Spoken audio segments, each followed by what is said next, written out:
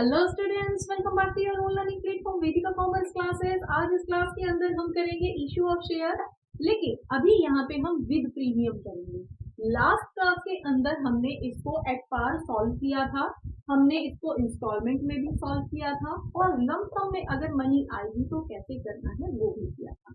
अगर आपने नहीं देखी है तो देख लेना, क्योंकि हम अपनी क्लास के अंदर वो सारे पॉइंट्स रेज करते हैं जहां पे बच्चों को कंफ्यूजन होती है, यूजुअली जहां कंफ्यूजन फील करते हैं। और वो सारे पॉइंट्स, वो सारे शॉर्ट क्वेश्चंस, वो सारे एमसीक्यू जो आपके एग्जाम पॉइंट ऑफ व्यू से तो इम्पोर्टेंट है ही, सीयूईटी के लिए भी इक्वली इम्पोर्टेंट है।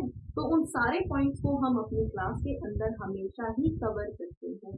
तो अगर आपने नहीं देखी है तो एक बार इस क्लास को देख लेना, और इसी क्लास के अंदर अब हम छोटा छोटा सा प्रीमियम का क्वेश्चन एडजस्ट करेंगे, प्रीमियम का पॉइंट एडजस्ट करेंगे। होता सब वही है, कुछ भी अलग नहीं होता है, बस प्रीमियम की एक लाइन जो है वो ऐड हो जाती है, उसको कहाँ ऐड करना है, इसलिए हम इसी प्रीवियस क्वेश्चन में ही आगे बढ़ते हैं। तो अगर आपने नहीं देखा था, एक बार क्विकली हम एक्सप्लेन कर लेते हैं। Authorised capital 2 lakh equity shares की थी, 10 रुपए फेस वैल्यू है, और पिछली बार ये 10 रुपए फेस वैल्यू था। अभी इस क्वेश्चन के अंदर हम विद प्रीमियम इसको सॉल्व करेंगे कि 10 रुपए फेस वैल्यू है और 2 रुपए का प्रीमियम आ रहा है।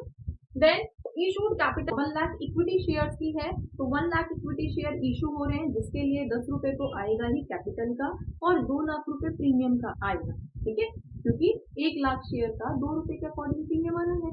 और प्रीमियम को बेटा हम कभी भी शेयर कैपिटल के अंदर ऐड नहीं करते। तो अगर आपको कोई कंफ्यूजन है इससे रिलेटेड तो हमें कमेंट करके बताना, हम उसको सॉल्व करेंगे, उस प्रॉब्लम का सोल्यूशन जल्दी से जल्दी आपको रिवर्ट करेंगे। अब फिलहाल ये पॉइंट है कि जब भी प्रीमियम का पैसा आता है उसको आप शेयर कैपिटल के अंदर ऐड नहीं करते, वो शेयर कैपिटल का हिस्सा नहीं माना जाता, वो एक तरह से अलग से पैसा है। अब क्योंकि कंपनी की गुडविल इतनी अच्छी है, कंपनी के अंदर पब्लिक ज्यादा पब्लिक इन्वेस्ट करने को तैयार है, कंपनी की पास्ट परफॉर्मेंस इतनी अच्छी है कि लोग उस कंपनी के 10 रुपए के शेयर को 2 रुपए एक्स्ट्रा दे के खरीदना चाहते हैं, है ना। कुछ गुडविल है, कंपनी की कुछ गुडविल है जो वहां पे लोग शेयर के नाम पे पैसा इन्वेस्ट करना चाहते हैं। तो ये प्रीमियम जो है वो कैपिटल का पार्ट नहीं होती, ये अलग से होती है।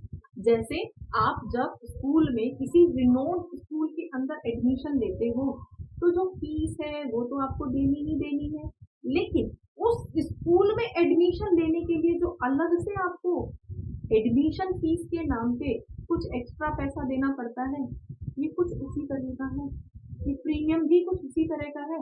अब इसको हम इलीगल नहीं कह सकते, प्रीमियम का पैसा बिल्कुल भी इलीगल नहीं होता है, लीगली सेबी के अकॉर्डिंग ही मंगाया जाता है। गुडविल इतनी अच्छी है तो कंपनी फ्री होती है कि प्रीमियम पे भी पैसा मंगा सकती है।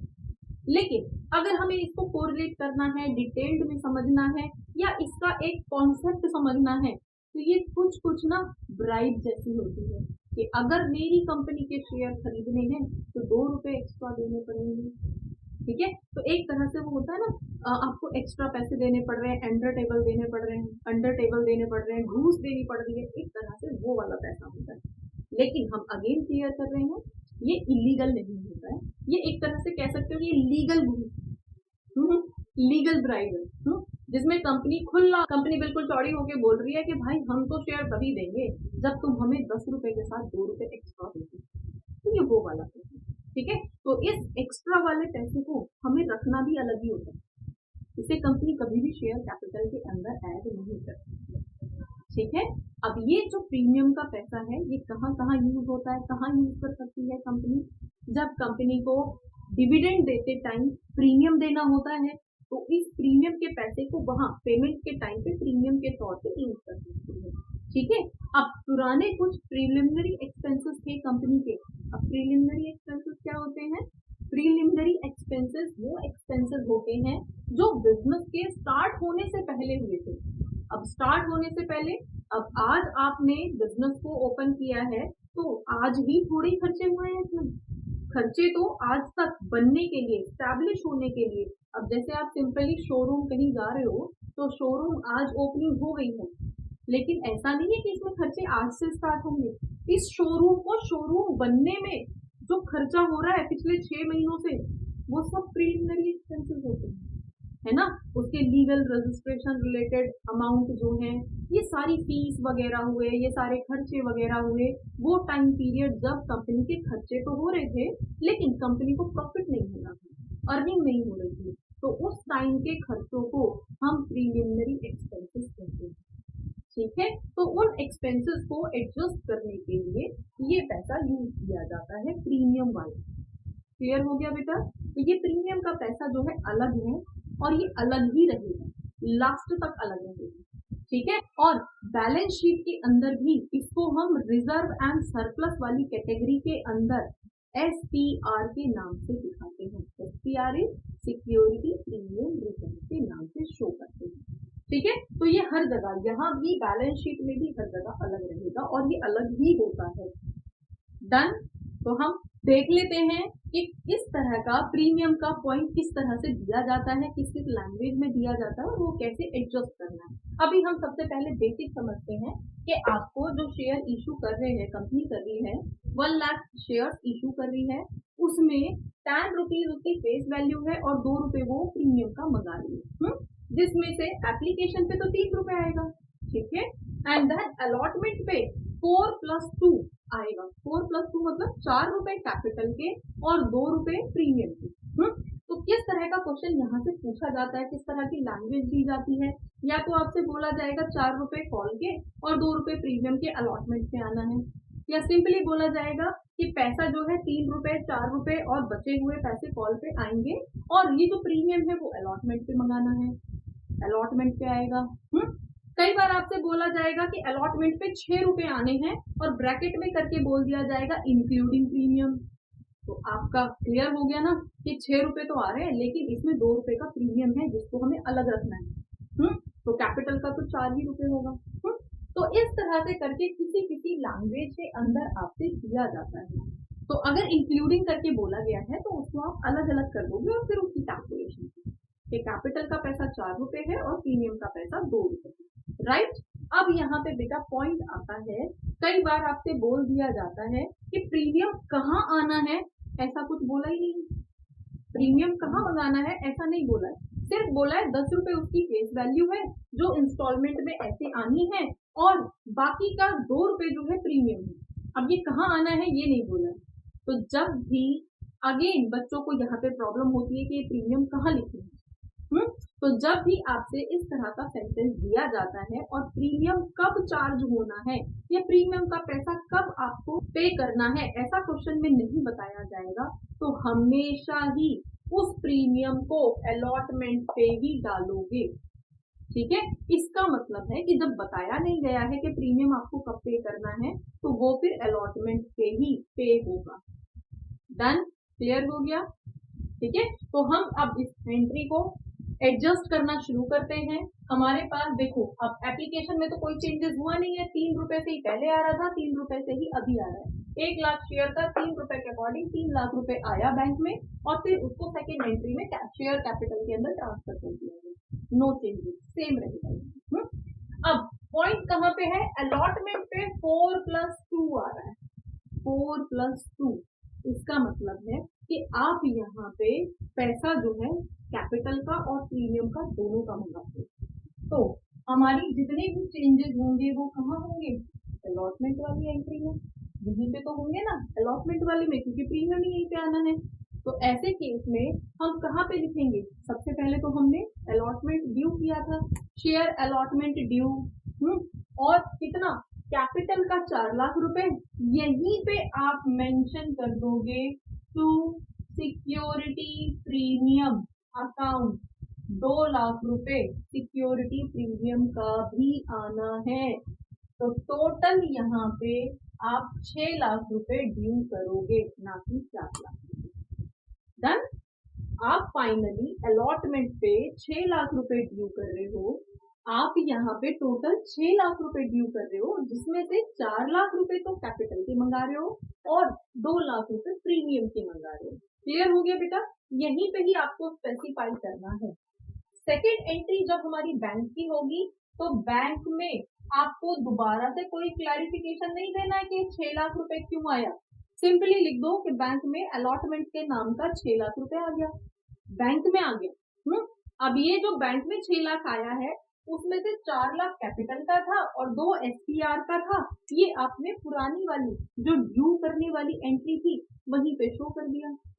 कई बार बच्चे यहाँ भी कंफ्यूज होते हैं कि हमें ये एसपीआर की एंट्री, सिक्योरिटी प्रीमियम की एंट्री कहाँ करनी है, बैंक वाले उसमें करनी है या फिर यहाँ शेयर कैपिटल वाली एंट्री के साथ करनी है। तो बेटा ये हमेशा आप शेयर कैपिटल वाली एंट्री के साथ एसपीआर शो करते हैं, ठीक है। जब आप ड्यू कर रहे हो, जब कंपनी ड्यू कर रही है तभी कंपनी बोल रही है कि 4 लाख रुपए कैपिटल के दे दो और 2 लाख रुपए एसपीआर के दे दो, मतलब कि अलॉटमेंट के 6 लाख रुपए देने हैं आप लोगों को हमें। यही क्लियर हो गया। फाइनली बैंक के अंदर वो पैसा आ जाएगा। तो बैंक के टाइम पे हम कॉल्स इन अरियर की एंट्री करते हैं बैंक के साथ। यहाँ पे जो करेंगे वो कॉल्स इन अरियर की एंट्री करेंगे या कॉल्स इन एडवांस की करेंगे। एसपीआर की या प्रीमियम की एंट्री हम बैंक के साथ नहीं करेंगे, ठीक है। तो प्रीमियम की एंट्री हम यहाँ करते हैं। क्लियर हो गया बेटा। तो छोटे छोटे पॉइंट्स जहाँ पे आप यूजुअली कंफ्यूज होते हो, होपफुली आपको यहाँ पे कुछ क्लैरिटी मिली होगी। अब नेक्स्ट उसमें फिर कॉल की एंट्री। अब देखो कॉल पे तो कोई चेंज है नहीं ना, पहले भी 3 रुपए के अकॉर्डिंग हुई थी, तो आपने कॉल टू शेयर कैपिटल और दूसरी entry bank to share call, पैसा आ गया एंट्री कर दी, पैसा ड्यू कर दिया, फिर उसके बाद में आपने उसको ट्रांसफर कर दिया शेयर कैपिटल में, यहाँ पे भी कोई चेंज नहीं है। डन। तो पॉइंट इज एसपीआर की एंट्री हम किस तरह से करते हैं जब हमें अलॉटमेंट पे प्रीमियम मंगाया जाता है। डन। अब यहाँ पे बच्चे कई बार कंफ्यूज होते हैं कि अगर क्वेश्चन में प्रीमियम जो है एक बार से ज्यादा बार में मंगाया गया है, जैसे ये 2 रुपए का प्रीमियम था, पूरा का पूरा 2 रुपए यहाँ ना मंगा के आपसे बोल दिया 1 रुपए का प्रीमियम एप्लीकेशन पे दो और 1 रुपए का प्रीमियम अलॉटमेंट पे दो। तो बेटा यहाँ पे देखो हमारे पास जो पैसा आता ना वो 3 रुपए कैपिटल का और 1 रुपए प्रीमियम का आता, तो फिर ये 3 लाख नहीं आता, 4 लाख आता। और फिर हम यहाँ पे शेयर कैपिटल वाली एंट्री में हम उसको एक्सप्लेन करते कि इस 4 लाख रुपए में से 3 लाख रुपए तो कैपिटल का है और 1 लाख रुपए प्रीमियम का है। अगेन शेयर कैपिटल के साथ हम एक्सप्लेन करते कि 1 लाख रुपए यहाँ पे प्रीमियम का है। और फिर यहाँ पे ये जो हमने 2 लाख दिखाया है कि 2 नहीं होता, ये 1 होता। तो अलॉटमेंट पे फिर 5 लाख आता जिसमें से 4 कैपिटल होता और 1 लाख रुपए प्रीमियम का होता। और प्रीमियम की एंट्री दोनों जगह, यहाँ पे भी एप्लीकेशन के टाइम पे भी होती है और यहाँ पे भी होती। बच्चों को कई बार कंफ्यूजन हो जाती है कि यहाँ पे बार बार हो रही है प्रीमियम की एंट्री। अरे भाई जितनी बार बोला है कि इतनी बार में आके प्रीमियम आएगा, 2 बार में प्रीमियम आएगा तो 2 बार एंट्री करोगे ना। 1 बार बोला है तो 1 बार करोगे, कुछ भी नहीं बोला है, सिर्फ ये बोला है कि प्रीमियम आना है 2 रुपए का, तो उसे अलॉटमेंट पे दिखाओगे। क्लियर हो गया। तो प्रीमियम कोई बहुत बड़ी चीज नहीं है, बहुत ईजी है, बहुत सिंपल है। और हमारे साथ अगर आप कंटिन्यू रहोगे और ये कंप्लीट प्लेलिस्ट अगर शेयर कैपिटल की आप देखोगे तो थ्योरी के भी और न्यूमेरिकली पॉइंट वाइज सारे क्वेश्चंस भी और उसके बीच में आने वाले सारे पॉइंट्स जहां से आपसे प्रैक्टिकल एग्जाम के अंदर एग्जामिनर क्वेश्चन पूछ लेता है, जहां से 12th बोर्ड के अंदर क्वेश्चंस आते हैं, आपके यूजुअल बीकॉम बीबीए वगैरह एग्जाम्स के अंदर आते हैं और आपके सीयूटी के अंदर क्वेश्चन पूछे जाते हैं, वो सारे पॉइंट हम यहाँ पे बीच बीच में एक्सप्लेन करते रहते हैं। आप खुद भी देखिए और अपने फ्रेंड्स के साथ भी इन क्लासेस को शेयर करिए जिससे उन तक भी ये क्लैरिटी पहुंचे। ठीक है बेटा। और अगर आप इस तरह से प्रिपरेशन करते रहेंगे तो फॉर श्योर 90% अबव आपके मार्क्स आएंगे। क्योंकि हम हर पॉइंट को यहाँ पे कवर करते हैं आपके लिए। ठीक है। अब हम एक बार इसको लंप सम के अंदर डाल के देख लेते हैं कि अगर ये प्रीमियम लंप सम पे आता तो हम किस तरह से एंट्री करते। तो अगेन हमारे पास क्या था, बैंक में टोटल पैसा कितना आता, 10 लाख तो कैपिटल का आता एप्लीकेशन एंड अलॉटमेंट के नाम पे और 2 लाख रुपए प्रीमियम का आता। तो टोटल कितना पैसा आता, टोटल आता फिर हमारे पास 12 लाख रुपए, राइट। 10 नहीं 12 लाख। अब इस 12 लाख में क्या था, इस 12 लाख में कितना था, शेयर कैपिटल का तो 10 ही था और एक एंट्री यहाँ पे आ जाती शेयर प्रीमियम अकाउंट, 2 लाख रुपए शेयर प्रीमियम के होते। बस ये एक एंट्री यहाँ पे डाल देनी है, खत्म हो गया क्वेश्चन। लंप सम के अकॉर्डिंग ये 2 एंट्री होती है और क्वेश्चन खत्म हो जाता है। तो होपफुली इसको हम लंप सम में या फिर इंस्टॉलमेंट में प्रीमियम को किस तरह से एडजस्ट करते हैं आपको समझ आ गया होगा। नेक्स्ट क्लास के अंदर हम कॉल्स इन अरियर को कैसे दिखाते हैं और कॉल्स इन एडवांस को कैसे दिखाते हैं वो सब करेंगे। इस कंप्लीट प्लेलिस्ट को बेटा हम बार बार बोल रहे हैं देखना और डिटेल्ड देखना, स्किप मत करना अगर आपको अच्छा स्कोर करना है एग्जाम के अंदर। अब बारी है आपकी क्वेश्चन की। तो क्वेश्चन है, क्या हम अपने शेयर्स को डिस्काउंट में भी इशू कर सकते हैं? ठीक है, आप हमें कमेंट करके बताइए कि क्या कभी शेयर जो है वो डिस्काउंट में भी इशू हो सकता है। इससे आप ही को पता चलेगा कि आपकी प्रिपरेशन कितनी स्ट्रांग चल रही है। और ये सारे वही क्वेश्चंस हैं जो एग्जाम के अंदर आते हैं। तो आप इसको कमेंट करके बताइए और बेटा हमें ये भी बताइए कि आपको ये क्लास कैसी लगी, आपको यूजुअली हमारी क्लास कैसी लगती है, जिससे हमें और हमारी टीम को मोटिवेशन मिले। For more keep watching, keep learning, and don't forget to share. Keep sharing. Thank you.